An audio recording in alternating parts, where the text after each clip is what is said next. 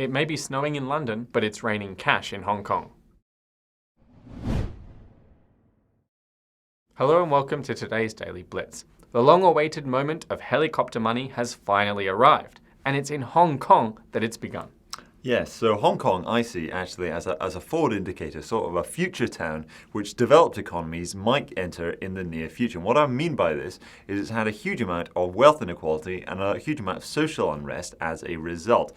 Now, while it is important to note that a lot of the protesting in Hong Kong is due to the Chinese Communist Party's encroachment on the region, a lot of it that I think is less well appreciated by the mainstream press at least is the huge wealth inequality that has developed there since the financial crisis and before it, for that matter. But now the Communist Party is looking to do something about that to try and quell that unrest, and it's helicopter money. Yeah, so the Hong Kong Executive Authority has come up with a new plan to try and quell the unrest, to try and help redistribute wealth somewhat in the region. And it's effectively just to give every adult permanent resident £1,000 or 10,000 Hong Kong dollars.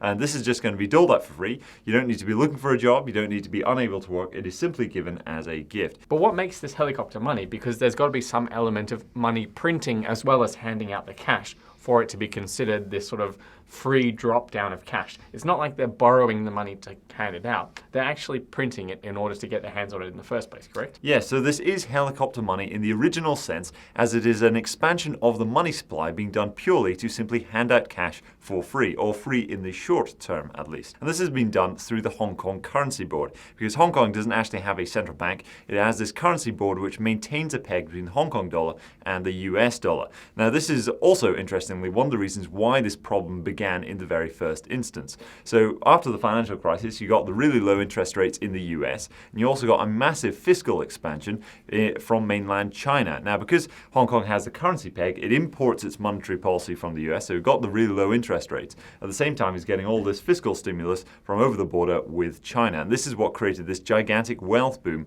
within Hong Kong itself. And it caused the asset prices, specifically in property, to go through the roof. I mean, it ended up with Hong Kong having some of the most expensive property in the world. It seems that the currency board is being used again to try and remedy this situation by simply doling out cash willy-nilly to everybody on the island, effectively. So is this going to be like a Petri dish experiment that's going to be exported around the world later on? Are they testing whether helicopter money is functional, whether it has the impact it's supposed to?